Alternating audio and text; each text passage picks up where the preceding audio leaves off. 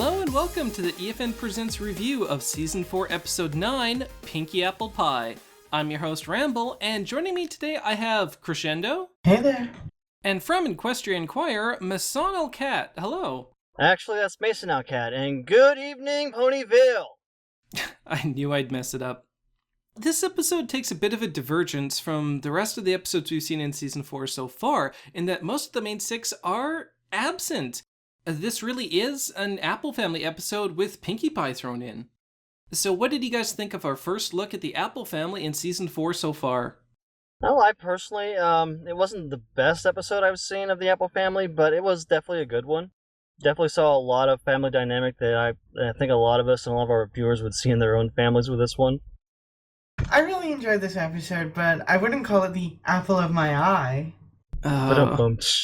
But it had a good dynamic. It was a very fun, silly episode. It's nice to take a break from, the whole group being together for most of the episodes for once. I don't think that should be the way for all of them. I would have to agree with you. Absolutely. The main six are friends, and they're more suited for the friendship-type episodes. But if you're looking for that family dynamic, the family interactions, you really have to go to the Apple Family. They're really the only complete family unit that makes any kind of regular appearance in the show. Now, the one thing I really liked about this episode was the fact that it shows that not all families are perfect. Even the most perfect family you'd ever see on the hill is not a perfect family. We all have arguments, but in the end, we're all still a family. Yeah, and that's why having Pinkie Pie in there is really critical to that lesson coming out. Applejack in particular is trying to show Pinkie that they are the best family ever, which means, to them, being perfect. It means that they can't let Pinkie see any of these disagreements or any of these failures. So there's almost this tie back to Apple Family Reunion where Applejack is so focused on how she perceives things need to go to be worthwhile that she really loses track of what's really important. Would a little bit. I mean, we definitely get a chance to see at least one more member of the Apple Family. And the question is, do we see her in the reunion at all? As I don't remember seeing that particular character. She seems new to me. Goldie Delicious? No, this is her first episode. I would have really liked to have seen more history behind the family versus just the trip getting there. Honestly, it's kind of hard to throw in more history because you have so many family members. It's like you can't really give many of them screen time without, giving it to other family members, and then it just gets divided too much. There certainly are a lot of apples, that's for sure. But talking about history, that's actually the catalyst for this episode because it's Twilight researching genealogy that is how Pinkie Pie finds out that she may be related to the Apple Family.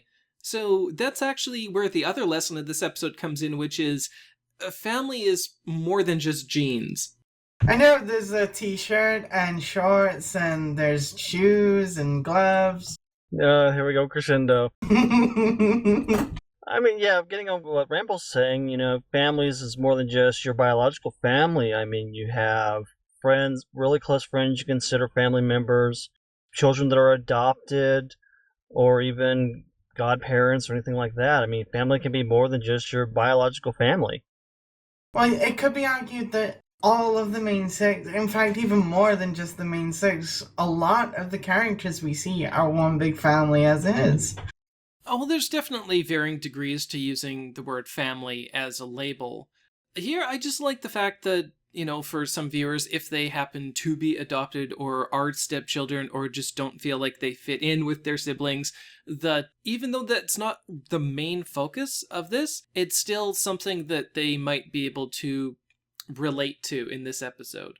And there are a lot of families like that, and it can be really easy, especially I could see for children, to get hung up on blood rather than bonds. We all remember back to Super Cider Squeezy 6000. Applejack actually considered all of the main six to be her quote-unquote family, when she said, I want all of my family to join me. That was pretty much my point. Well, whether you want to consider Pinkie part of the Apple Family or not, she certainly seems right at home in this episode. It's a very gag-oriented episode, and that certainly is right up Pinkie's alley. So what do you think of the choice of Pinkie Pie as the pony potentially related to the Apple Family, other than the delightful pun of Pinkie Apple Pie? Am I the only one who thinks that Pinkie Pie got the powers from Maniac when they left the comic? I mean, we had bats where she was using her hair to control things, and here she's using her hair again to take pictures. Well, I think that was one of the jokes during the Power Ponies episode, that Pinkie's powers were things that she already had outside the comic book. In one episode, Dash is trying to fly away from Pinkie Pie, and she flies all the way up to the top of this mountain. And as she's trying to climb up at the very peak, Pinkie Pie's there and helps her up with her hoof. And she magically ends up beating Dash to the top of the mountain. So her powers are undefined, but many. Yeah, tell us about it. I mean, as far as comedy with Pinkie Pie, oh yeah, she did her job this episode. But I think as far as a character, Pinkie is one of the most overpowered characters in the series. Clearly, Pinkie Pie needs a nerf in the next patch. Yeah. Oh, Pinkie Pie has a very interesting concept of how quickly she can get things done. I remember the comment in here, they were talking about how quickly she made that scrapbook. Of course, she says, when you're a family, you make time. I guess she made it on the way down the waterfall. Well, I guess she wasn't doing anything else at that time, was she? Well, we all know the laws of physics don't adhere to Pinkie Pie. Why would the laws of time and space adhere to her either? One does not question Pinkie Pie logic. But an interesting contrast between Pinkie's gags and the other gags in this episode are Pinkie's are centered around her having fun, her scrapbook, her taking photos, while the other gags are centered around the other characters being miserable. And so Pinkie has a very uncharacteristic role in this episode, and that's the voice of reason. The other characters are getting progressively more annoyed with each other, and Pinkie is this unshakable rock of positive energy throughout the entire episode because she's not concerned with being perfect, she's just having fun with her family. You know, Pinkie's biological family, I guess we can assume, are still on the rock farm, so she probably doesn't see them too much. And in that respect, she's not taking for granted what the other apples have because they see their family on a daily basis. Well, it does take a lot to get Pinkie Pie down, especially when you consider that she doesn't think that, they're fighting because of her. Anyone else feel a little bit sorry that they didn't do anything for that poor squirrel that was stuck to the tree? Anybody? When they're getting ready to do the forging of the river. Yeah, the sap. The sap. There was a squirrel that was stuck to the tree, and no one did anything for the poor thing. Oh, well, Granny Smith is the knowledgeable one, so I'm sure she had a very good reason for that. At least that's what Applejack says about her at the beginning. Although those descriptions of her family members seem to be through rose-colored glasses. At least so far in that it causes trouble on the farm as much as it does when they're out on the road. Apple Bloom's the playful one, but her jumping up and down in the couch breaks the spring, she's bouncing on the ball and crashes into something out of frame, but when she's playing with the map and loses the map, suddenly Applejack is frustrated with her. Along with a Twilight-licious reference there. Which one? The Twilight-licious reference. I don't know, do you think it's a call out to that? Yeah, she's bouncing on the thing with the map and she's talking. Yeah, she's doing a cheerleader type thing. Yeah, I can see where you're coming from on that one. I don't know, I mean, if people want to see something, they will try and see it there. If it's... Sometimes they can see more than there is. Well, that parallel with Apple Bloom's characters mirrored with the other characters as well. Big Mac's character is strong enough to lift the oven, but the pie falls off on his face. He's also strong enough to pull the cart, but the cart is too full and breaks. And Applejack doesn't doubt Granny Smith's knowledge at the beginning, despite the fact she loses her hat on top of her head. So the characters don't change in this episode, it's the context that changes. They're not perfect at the beginning, but they're happy because they don't let those little things get to them. And while they don't necessarily follow that advice, they wrap it up in a great little musical number. That's becoming quite commonplace throughout Season 4. What particularly do you think is becoming commonplace in Season 4? Well, we've had a lot of songs in Season 4, haven't we? We've had like 5, 6? Yeah, it's pretty much the last couple of episodes have been nothing but songs, with the exception of the Power Ponies. Power Ponies. We didn't even get a song for the opening, but after that it's just been boom. And if you'd count Bats, this would be the second Applejack song of the season. The second Applejack song with her singing at the very least. Yeah. Rather as a main part of it, not as like as a chorus or something, like in, I'd say, Winter Wrap-Up or whatever. Oh, Michelle Creeper does a great job in this song again, too. Yeah, this would actually be the second song where she's a prominent singer as well. And with Applejack and Apple Bloom, it is clearly an Apple Family song. It's got that country touch to it, and those always take a little bit for me to warm up to. But this song has a ton of energy. It's got all the characters singing. It's fun. It's probably the best Apple Family song we've seen this series. Not that we've seen many, but even compared to Raise This Barn, and that was about coming together as a family or extended family. This was really just laying down who the Apples are. And it really sums up the story, even though the characters don't take their own advice, where they're saying, no matter what, we'll face the weather, and as soon as something goes wrong, they end up turning on each other. Well, even while they turned on each other, they still did face it in the end. Well, begrudgingly so. I mean, Pinkie points that out at the end, that they didn't give up on each other, but it wasn't really until everything was over that they realized how they were acting. That's kind of the whole point. When the going gets tough, no matter what happens, they still went through with it. You can't fault them for getting a little angry at the fact that some things went wrong. Yeah, it's when they started pointing blame at each other, everybody's like, oh, let's bring this in, this isn't right. Especially when we're trying to be a good example to our guests. But I liked at the end when they started arguing again, and then Pinkie joins in, ramble, ramble, ramble. Oh, at the end of the episode? Yeah.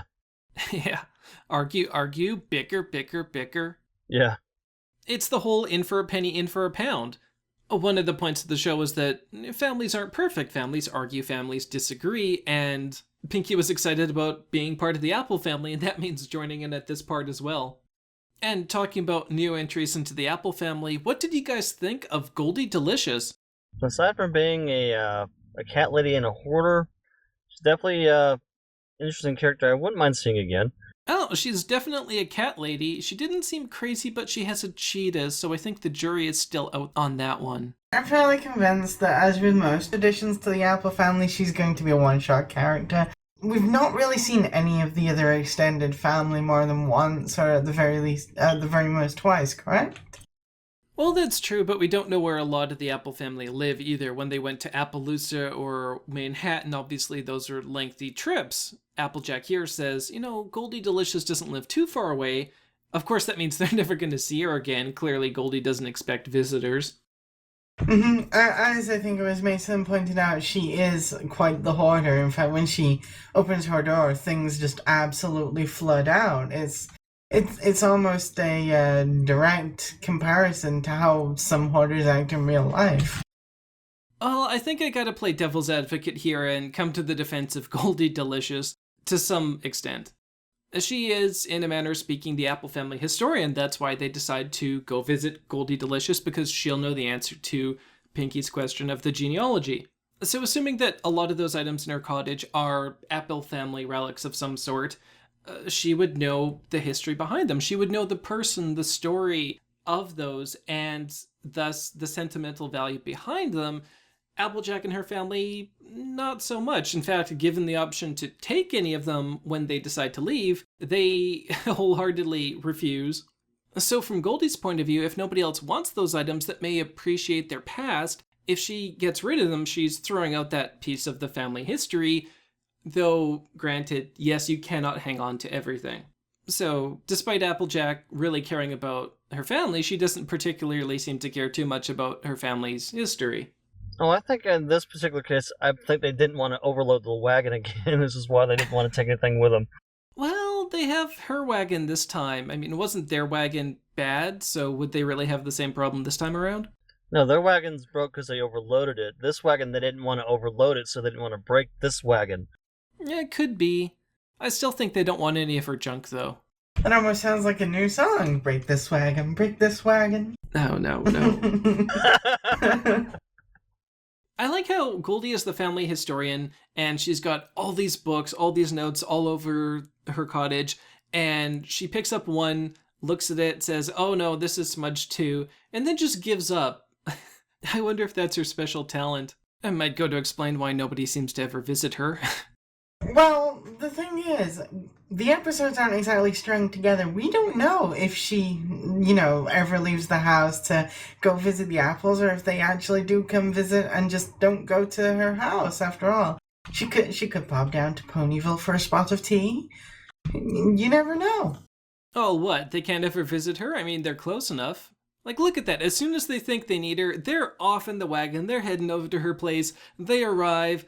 And as soon as they find out, well, I guess she's not any use to us anymore, they're out the door. They're taking her wagon. They're leaving her there. And they're like, see you never. I'm sure that's not the case. No, I don't think that's the case at all. I know that's not how it's written. I just think it's amusing to think of Applejack, this big family person, just choosing to leave her aged relative to be ignored and neglected in isolation to deal with all her cats. It's just so morbidly out of character for Applejack. Maybe she likes cats in isolation. Yeah, I don't know. Maybe her other family members, her more immediate family members, take better care of her than the Apples over here do. Because, I mean, she's a distant relative. She's not a close-up relative. I mean, how often do you go see your aunt so-and-so on a weekly, monthly basis? True enough. I mean, your grandma's a different subject. I mean, I'm with my mother-in-law, and her grandkids come see her every now and then. But someone like a great aunt is somebody you don't visit that often. Yeah. Then again, family historian or not, having them visit was momentous enough for her to frame a photo and put it up on the wall. Oh yeah, I know old people like taking pictures because memories is all they've got once they get towards the end. That's a bit bleak. They don't have anything but memories. Just a little bit, yeah. But on the subject of the photos, Mason, you'd mentioned one in particular had stuck out to you. Oh yeah, one of the photos at the end, you actually had what looked like a picture of Applejack's dad. If you remember the same picture of the same stallion from the Kitty Mark Chronicles. Oh, that Applejack takes with her? Yeah, the Ponyville Gothic. I mean, again, this could just be another case of people jumping to conclusions. I mean, granted, they have been known to hide Easter eggs like that in the background before, but again, it could just simply be a case of people want to see this, therefore it is. There is a term for this, I believe it's called headcanon. Yeah, just looking at that episode quickly, the photo she takes with her is of her aunt and Uncle Orange. There is that American Gothic style photo in their house, though. I believe it's referenced in the Cutie Pox. But the stallion in that photo does appear to have a different mane color, so I don't know if this photo would necessarily be Applejack's parents. It's a natural thing to look out for, but information on her family seems nebulous at best. I mean, we don't get enough references to her family as it is. I mean, we have all these episodes of her family. We never see any mention of their parents, except for maybe a glimpse. I mean, I do not even remember seeing a picture of them in the family album during Apple Family Reunion. Oh, that is definitely true. And on the topic of trying to find ponies that are related to Applejack, we should probably discuss how Pinkie Pie's genealogy subplot ends. Obviously, it's left ambiguous to the end whether or not she is or isn't related to Applejack, after all. That is the point of the episode, that ultimately it doesn't matter whether she is or isn't related to Applejack, but they could have given a definitive no, and this really feels like a lot of the other endings we've seen in Season 4, like the shadowy figure at the end of Castlemania, or Fluttershy's Fang at the end of Bats. So you still have the mystery of maybe she is part apple after all, but I think the math works out to being 1 part in 16.8 million, so it's certainly negligible at best. Yeah, I mean, this is one of the few episodes this season that we haven't had the quote-unquote in-gag, the physical representation of an in-gag in this one. But yeah, having it open-ended like that, as far as is she related, is she not, it just leaves it up in the air.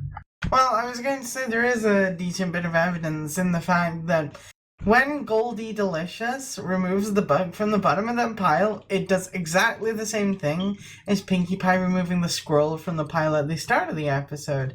It's a weak link, admittedly, but it is a link nonetheless. It certainly is one of those teaser bits that lends credence to Pinkie's argument that she is related. That and the fact that Goldie was having a gingerbread house for lunch. It's certainly something you could see Pinkie doing. Oh yeah. Ergo why I said it's a weak link at best, but it's still a link. Oh yeah, and there's more than one piece of evidence supporting that conclusion. Then again, those would seem to tie Goldie more to Pinkie than the Pie family. I mean, her family was rock farmers, so unless they were the odd ones out, I don't see them being the kind to remove things from the bottom of piles. You'd end up crushed under a mountain of rocks. Unless that's what made them such good rock farmers, is their ability to remove things from piles without having the pile collapse on them. Getting an avalanche. Yeah. Mentioning Pinkie Pie removing that scroll from the bottom of the pile and having it stay balanced, that's just one example of the many, many gags in this episode. We got to talk about the gags, because they are so prevalent here. And that's one of the things that kind of bugged me a little bit. The gags are great, but if you remove the gags, you didn't end up with a less funny episode. I really think you'd end up with a rather dull episode. Well, that's kind of a mad statement, Ramble, considering this is an episode that's intended to be comedy-oriented. So saying it should be a good episode if you take out the comedy is kind of on a false pretense. Because if you take the comedy out of a comedy episode, that is saying it should be able to hold up its own on the plot. That's like saying take the comedy out of a comedy movie and it should be able to hold up the plot. Or take the romance out of a romance movie and it should be able to hold up the plot. It's kind of a false statement, I think. I should clarify, I guess. I'm just saying that the premise for the story is really strong, and I don't think it needs to be carried by gags. I understand what the episode's shooting for, and it does succeed in that respect. I'm just a little disappointed. You can't have a Pinkie Pie in the episode without some kind of comedy. I think one of my favorite gags in this particular one was the eagle first stealing the fish that stole the map and then stealing the duck that had the wheel on it. That was a great gag because there was a setup and a payoff. Not only did you have the eagle stealing a fish, stealing the map, but later on when the wheel ends up overboard and it lands on the duck gets picked up by the eagle too. And honestly, I was expecting it to end there. It was a wonderful setup and payoff. They executed it wonderfully. And then they're going over the waterfall. And the duck flying with it on him. Yeah, and they bring it back one more time, and you have the duck flying by still wearing the wheel. And I think when it gets brought back, they really earned those laughs because of the effort they put into setting up the later jokes. So what you're saying is it was a really good gag? I love you, Crescendo. And some of the other jokes I really enjoyed as well. I like the fact that they've all got life jackets, but Big Mac's wearing the duck inner tube and he has those water wings, which I feel works as well as it does because it's contrasting to Big Mac's character. It still would have been funny if they'd, say, used Pinkie Pie, but I don't think it would have been as funny. And I really don't think water wings and Big Mac would accomplish much. Maybe Big Mac just can't swim. But they were traveling by land. Why would they take life jackets but not a boat? Gotta prepare for everything. They had the kitchen sink too, so... They had a kitchen sink. Yes. Okay, so they had everything and the kitchen sink. Are you sure we got everything? Except a boat. You know, I'm gonna just chalk this one up to standards and practices. Gotta show people following proper safety procedure if they're out on the water. Oh yeah, Pinkie's Pinkie sense comes in effect again when she says, "Everybody say drenched," and everybody gets drenched. Oh yeah, but her tail didn't twitch. I don't know, maybe Pinkie's just really familiar with seafaring. And speaking of Pinkie, we gotta mention the scariest cave in Equestria. That no pony ever comes out alive. Well, these guys obviously came out alive, so that obviously wasn't the scariest cave in Equestria. Well, it was certainly frightening enough. I mean, you've got Pinkie's lines, say terrified and best scary unidentifiable creature ever. And we see those later in her scrapbook. There's a photo of them in there too. Maybe it wasn't the most scary cave in Equestria, but it was the mostly scary cave in Equestria. It's a nice touch that they threw that photo in because the scene in the cave is kind of that trope where the characters go behind something or they go off camera and that's where all the action happens. So it's an opportunity to put in one of those little things for viewers to find if they're looking for it. Oh yeah, that's awesome. I'm glad they put that stuff in there. I love the Easter eggs they put in the show. Yeah, Pinkie's scrapbook certainly caught a lot. I was wondering if it was going to play a bigger role in the episode, but it does serve a purpose in that Pinkie wants to capture all these moments she's spending with her family, even if none of the other people seem to be enjoying themselves. Pinkie is because she's spending time with them, so that really fits well into the episode. Pinkie Pie with shiny objects. She's like, okay, she gets to the door. Ooh, look at this! She looks over. Oh, I haven't read it yet. And she starts reading it. And I think she did the same thing in the last episode with Rarity. It's like, okay, look what I got. Ooh, shiny pieces of paper. Pinkie's just trying to hide her crippling illiteracy. Oh, so what's on the paper that's important, Pinkie Pie? Tickets. Yeah. Well, once again, it's time for our final thoughts and scores. Crescendo, do you want to sum up your feelings on this episode and give it a score from 1 to 5? I think I'm gonna have to give it a 4. I find this a solid episode. It's lacking a little bit, sure, but the comedy was by far the best part, and also, from the most part, the intention of the episode, from what I can tell. It was adorable at the end where everyone was making up and, Pinkie was always part of the family anyway and stuff like that. So, yeah, I'm gonna have to sit on that 4. Mason, how about you? All right. Me personally, I was a little bit tougher on this episode than I thought I would be. Normally, when I'm a big AJ fan and I'm a big Pinkie Pie fan, but this episode really didn't get my attention for that long. But the comedy gags were great, the music was funny, and the payoff wasn't that bad. I just wish we would have gotten more history, more background, more genealogy in this particular episode. But everything else was pretty good, pretty straightforward with the episode. So I'm going to give it 3.5 cliches out of 5. Well, I would have to agree with you on a number of those points. But one of the things we didn't mention yet is that this is another first episode for a new writer for the series, Natasha Levenger. And once again, I don't think you can tell. The character work is so fantastic on the interactions of the Apple family, and even Pinkie Pie, who, while throughout season 4 she has seemed a little more over the top, in this episode she really needs to contrast with the suffering that the other characters are going through, and in that respect it really comes across effectively. The lessons for this episode are fantastic. In previous family-oriented episodes like Family Appreciation Day or Apple Family Reunion, there's always been some sort of external factors. Whether it's been Apple Bloom worried about what her class is going to think of Granny Smith, or Applejack worried about how the family reunion is going to go, this episode is really just about watching the Apple family doing what a lot of families do, go on a road trip, and how that usually plays out.